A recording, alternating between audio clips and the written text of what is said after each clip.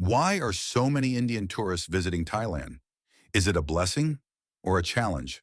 In today's video, we'll look beyond headlines and viral YouTube clips. We'll talk to locals, hear from Indian travelers, learn what other tourists think, and explore how this trend is changing Thailand's tourism landscape. From bustling Bangkok streets to quiet beaches in Krabi, from spicy Indian curries in Phuket to family-run Thai guest houses in Pattaya, there's more to this story than meets the eye. To understand the impact, we start with the numbers. In 2024, Thailand welcomed over 2.1 million Indian tourists, up almost 30% from the previous year. By mid-2025, more than 1 million Indians had already visited, with the Tourism Authority expecting another record-breaking year. These visitors now make India the third largest source market for Thailand, behind only China and Malaysia. And this isn't just peak season tourism.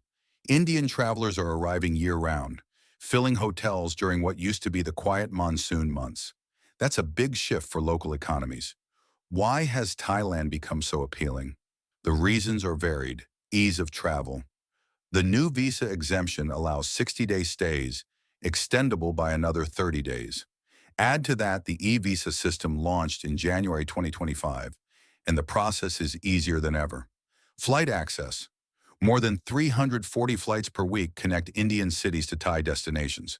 A flight from Kolkata to Bangkok can be as short as 3 hours, making it a quick getaway. Value for money. For many Indian travelers, Thailand offers luxury hotels, fine dining, and entertainment at far lower prices than in Western destinations. Shared cultural touchpoints. Buddhism's history, vegetarian food options, and warm hospitality resonate deeply with many Indian visitors. And for younger travelers, Thailand's beaches, nightlife, and adventure sports make it a go-to party and honeymoon destination. A short history of Indian tourism in Thailand. Indian tourism to Thailand isn't entirely new. In the early 2000s, small numbers came for leisure and business trips, but the growth really accelerated in the last decade, thanks to better air connections, aggressive tourism marketing in India, and social media exposure. It's not uncommon now for Indian celebrities to post from Phuket or Koh Samui, inspiring thousands of fans to visit. Destination weddings have also exploded, bringing hundreds of guests per event and injecting millions of baht into local economies. For Thai businesses, this surge is a welcome boost. Mr. Somchai, owner of a Pattaya guest house, told me, "During the Indian wedding season, my rooms are full. The whole street benefits. Restaurants, tailors, taxi drivers." A tailor in Bangkok said, "Indian customers often order 3 or 4 suits at once, sometimes for an entire family." In Phuket, a street food vendor explained that large Indian tour groups keep business steady during the rainy season, when European tourists are scarce. This kind of reliable, year-round spending helps stabilize income for small businesses, something they desperately needed after the pandemic shutdowns. The challenges and concerns. But rapid growth also brings challenges. Some locals worry about overcrowding in already busy tourist spots. Beaches and popular temples sometimes see large tour groups arriving at once, making it harder for smaller parties to enjoy the experience. Environmental concerns are real. More visitors mean more waste, more boat trips to fragile islands, and greater strain on infrastructure. It's important to note that these issues aren't unique to Indian tourism. Similar debates happened in Thailand during the 1980s and 1990s, when mass Western tourism boomed in Phuket and Pattaya. What other tourists think? How do other tourists feel? A German couple in Krabi told me, "We noticed more Indian groups this year. They seem to travel together a lot, which makes the streets feel busy, but it's part of the tourist mix." An Australian backpacker in Chiang Mai said, "I've met Indian travelers in my hostel, friendly people. I think the internet exaggerates problems." A British tourist in Pattaya mentioned, "Sometimes large group tours can take over a small restaurant, and that means longer waits for everyone. But I've seen the same thing with Russian and Chinese tour groups."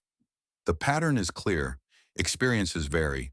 Many tourists are neutral or positive, while some see inconveniences that could be solved with better crowd management.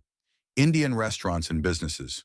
Walk through Sukhumvit in Bangkok, Beach Road in Pattaya, or Patong in Phuket, and you'll find plenty of Indian restaurants and shops.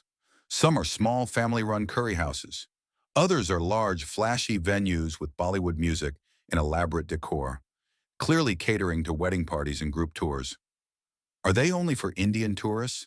Not always. Many Western visitors enjoy Indian food while in Thailand, especially vegetarians or those looking for a break from spicy Thai dishes. Example, a popular restaurant in Phuket reports that half its customers are non-Indian tourists who come for the butter chicken or paneer tikka. Meanwhile, smaller eateries in heavily Indian tourist areas often serve mostly their own community. Indian-owned businesses also extend to tailor shops, jewelry stores, and travel agencies, playing an increasingly visible role in Thailand's tourism economy. Fair comparisons and cultural respect. Is it fair to compare Indian tourists with Western tourists? Probably not. Every group has its own travel style, and differences don't automatically mean disrespect.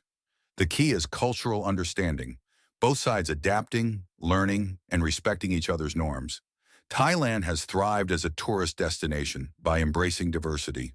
The rise in Indian tourism is simply the latest chapter in that ongoing story. Is it really such a problem? Many YouTube videos frame this trend as a problem. But is it really? When you strip away the online drama, most concerns are about the challenges of mass tourism, regardless of nationality. If managed well, the rise in Indian visitors could be one of Thailand's biggest tourism success stories of the decade. So what do you think? Is the surge in Indian tourism in Thailand more of a blessing or a challenge? Have you personally met Indian tourists here? How was your experience? And what about Indian restaurants? Do you think they're popular with all tourists or mostly for the Indian community? Share your thoughts in the comments below. Keep it respectful, because in the end, travel is about meeting different people, experiencing new cultures, and learning from one another. Thank you for joining this video about Indian tourists in Thailand. Remember to like this video and give your opinion on this topic. But remember to keep a sober tone and to show respect for your fellow human beings and other tourist people in Thailand. See you in our next video about Thailand and especially about the Pattaya and Jomtien area. Have a fantastic day.